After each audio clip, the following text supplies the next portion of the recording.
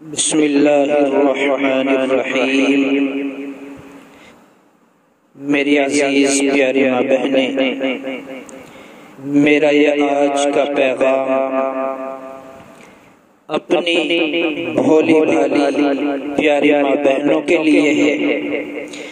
کہ آج کا یہ دور جو ظالم درندے بد نظری کرنے والے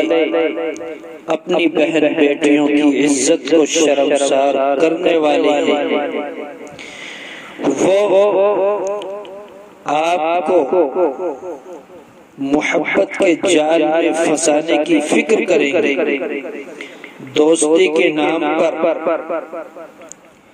اور ایک طرفہ برابری کے نام پر آپ کو بہکانا چاہیں گے، اور خاص کر موبائل کے ذریعے سے طرح طرح کے میسج اور طرح طرح کی باتیں آپ کے سامنے رکھیں گے۔ بہت اچھا، مجھے حدود الہ آبادی کے چند اشعار کی شکل میں یہ ایک مکالمہ سا نظر آیا جو میں نے واٹس ایپ کے ذریعے سے اس کو پڑھا تو مجھے یہ پوسٹ بہت اچھی لگی۔ میں نے چاہا کہ میں اس پوسٹ کو اپنی ماں بہنوں تک پہنچاؤں، تو انہوں نے اپنی پوسٹ میں یہ کہا شاعری انداز میں کہ پہلے کمنٹس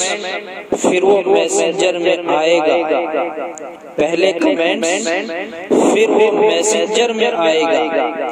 سنجیدہ گفتگو سے تعلق بڑھائے گا، سنجیدہ گفتگو سے تعلق بڑھائے گا۔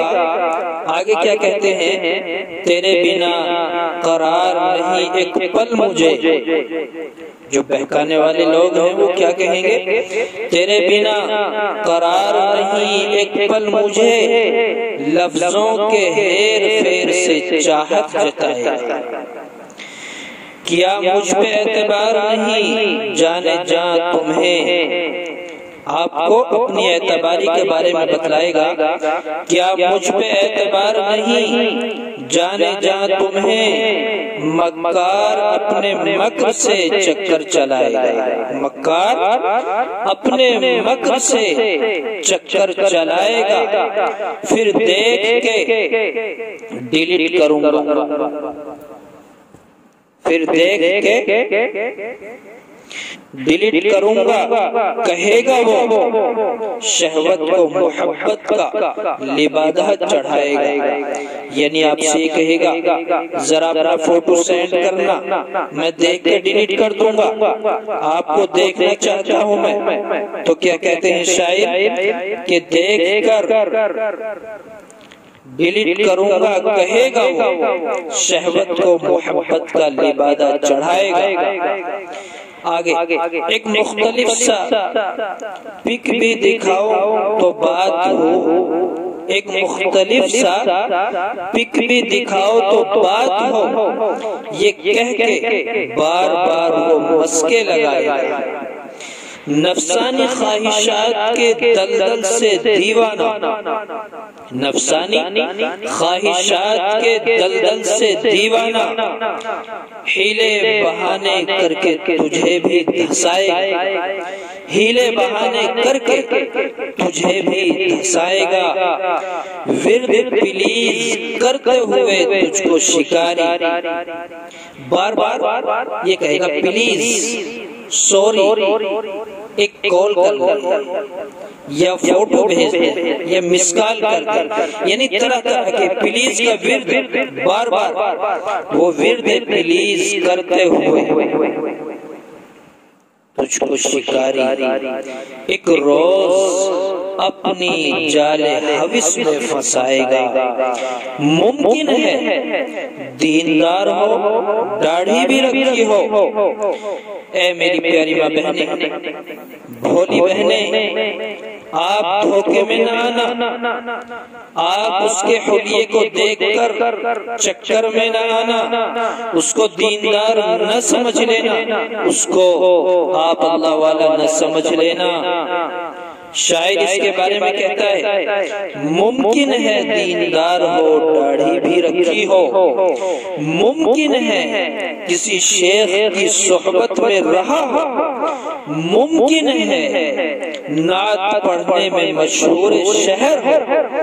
ممکن ہے سخنور یا مبلغ ہو بہترین، ممکن ہے مدرس ہو مقرر ہو غضب کا،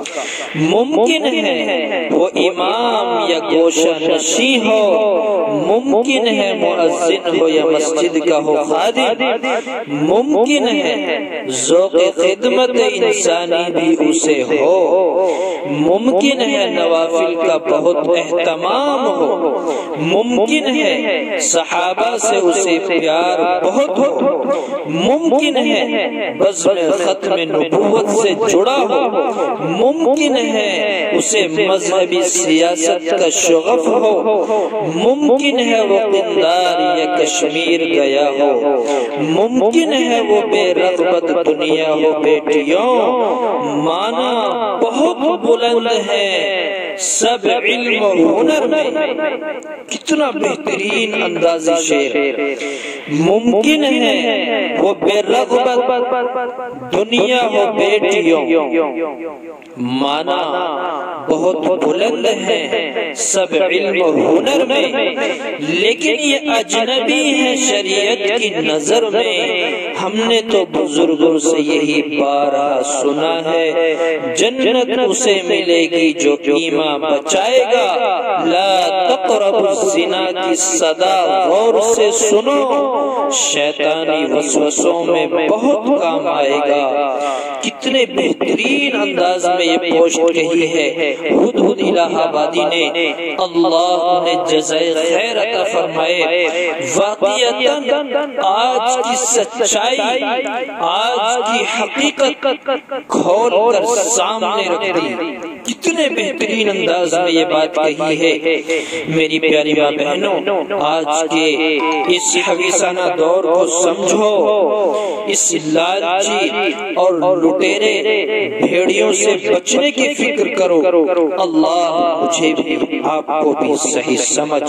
عقل اور غور و فکر کرنے کی توفیق بخشے، آمین یا رب العالمین۔